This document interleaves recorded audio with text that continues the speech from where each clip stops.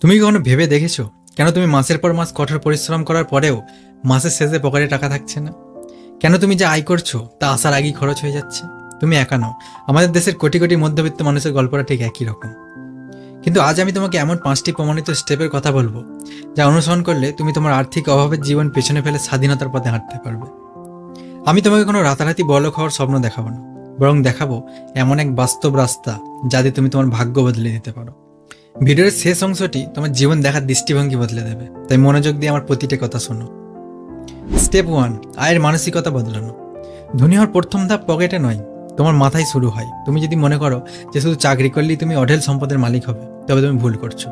আমাদের শেখানো হয় ভালো করে পড়াশোনা করো এবং একটা ভালো চাকরি জোগাড় করো, কিন্তু কেউ শেখায় না যে সেই উপার্জিত টাকা দিয়ে কীভাবে সম্পদ তৈরি করতে হয়। তুমি আজ থেকেই নিজেকে একজন শ্রমিক ভাবা বন্ধ করে একজন বিনিয়োগকারী হিসাবে ভাবতে শুরু করো।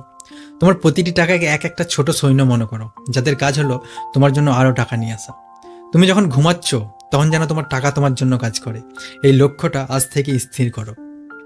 স্টেপ 2, খরচ নিয়ন্ত্রণ ও বাজেটিং। তুমি কত টাকা আয় করছো সেটা বড় কথা নয়, মাস শেষে তুমি কত টাকা বাঁচাতে পারছো সেটাই আসল। মধ্যবিত্তরা অনেক সময় দেখানোর জন্য এমন জিনিস কেনে যার আসলে কোনো প্রয়োজন নেই। একে বলে লাইফস্টাইল ইনফ্লেশন। তুমি জানো, তুমি যদি তোমার আয়ের অন্তত 20% শুরুতেই সরিয়ে না রাখো, তবে তুমি কখনোই সম্পদ গড়তে পারবে না।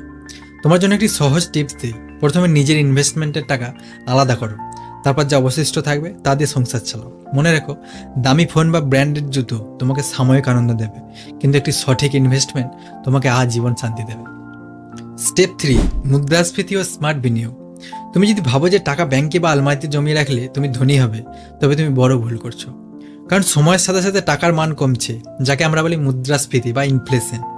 10 বছর আগে 1000 টাকায় যা পাওয়া যেত, আজ তা পাওয়া যায় না। তাই তোমাকে শিখতে হবে স্মার্ট ইনভেস্টিং। তুমি গোল্ড, মিউচুয়াল ফান্ড বা ভালো কোনো শেয়ারে ইনভেস্ট করতে পারো। তোমার লক্ষ্য হওয়া উচিত এমন জায়গায় টাকা রাখা যা অন্তত বার্ষিক 10 থেকে 15% রিটার্ন দেবে। স্টেপ 4, সাইড ইনকাম বা মাল্টিপল ইনকাম সোর্স।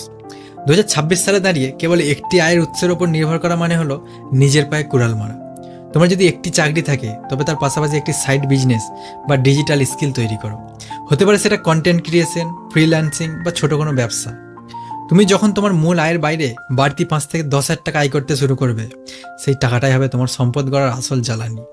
মনে রেখো, পৃথিবীর সব ধনী মানুষের আয়ের উৎস গড়ে 7টি। তুমি কি অন্তত 2টি শুরু করেছো? যদি না করে থাকো, তাহলে আজ থেকে শুরু করো। স্টেপ 5, নিজের ওপর বিনিয়োগ। এটি সবচেয়ে গুরুত্বপূর্ণ স্টেপ।